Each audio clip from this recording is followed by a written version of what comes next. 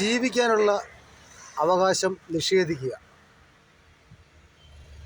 ഒരു ഡ്രൈവർ ചെറിയ വാഹനവും വലിയ വാഹനം അപകടത്തിൽപ്പെട്ടാൽ അതിൻ്റെ ഉത്തരവാദിത്തം മുഴുവൻ വലിയ വാഹനത്തിൻ്റെ മേലാണ് വന്നു ചേരുന്നത്. അങ്ങനെയാണ് കണ്ടുവരുന്ന പ്രവണത. ഇപ്പോൾ ഡ്രൈവറുടെ കുറ്റം കൊണ്ടോ അല്ലാതെയോ ഒരു വാഹനം അപകടത്തിൽപ്പെട്ടാൽ ആ വാഹനം ഓടിച്ച ഡ്രൈവർ മദ്യലഹരിയിലാണെങ്കിൽ പോലും,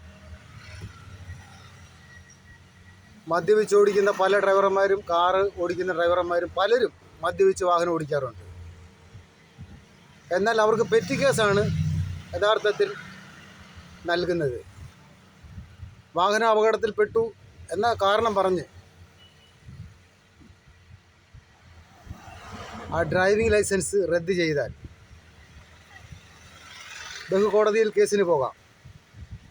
ജീവനാംശം ജീവിക്കാൻ ആ ഡ്രൈവർക്കും അയാളുടെ മക്കൾക്കും ഭാര്യയ്ക്കും മാതാപിതാക്കൾക്കും അയാൾ ജോലി ചെയ്താൽ മാത്രമേ കഴിയാൻ പറ്റുള്ളൂ എന്ന് കോടതിയെ ബോധ്യപ്പെടുത്തി കഴിഞ്ഞാൽ ലൈസൻസ് റദ്ദ് ചെയ്യുന്ന അന്നു മുതൽ ലൈസൻസ് തിരികെ ലഭിക്കുന്നത് വരെ ജീവിക്കാനുള്ള ജീവനാംശം ലഭിക്കാൻ ഒരു ഡ്രൈവർക്ക് അവകാശമുണ്ട്.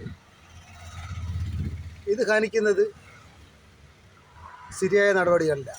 ആ ഡ്രൈവർ ആ ജോലിയല്ലാതെ മറ്റൊരു ജോലിയും അറിയാത്ത ആളാണ്. ആ ഡ്രൈവർ ഒന്നിൽ കുടുംബത്തോട് ആത്മഹത്യ ചെയ്യുകയോ അല്ലെങ്കിൽ ഭിക്ഷ യാചിക്കുകയോ ചെയ്യേണ്ട അവസ്ഥയാണ്. മനഃപൂർവ്വം ആരും വാഹനം അപകടത്തിൽപ്പെടുത്താറില്ല.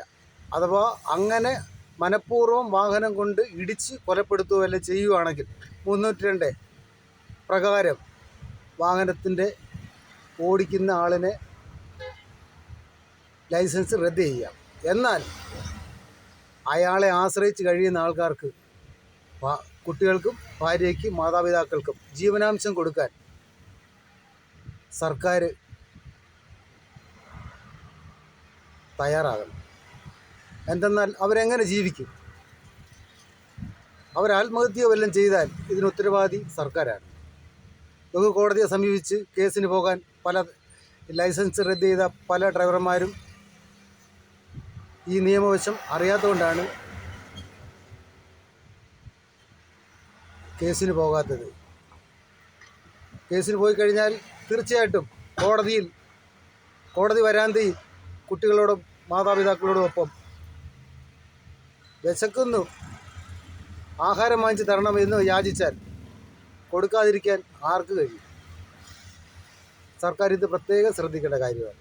ലൈസൻസ് റദ്ദ് ചെയ്യുമ്പോൾ പാലിക്കേണ്ട നിയമ നടപടികൾ, മര്യാദകൾ ശരിക്കും പാലിച്ച് വേണം ലൈസൻസ് റദ്ദ് ചെയ്യാൻ.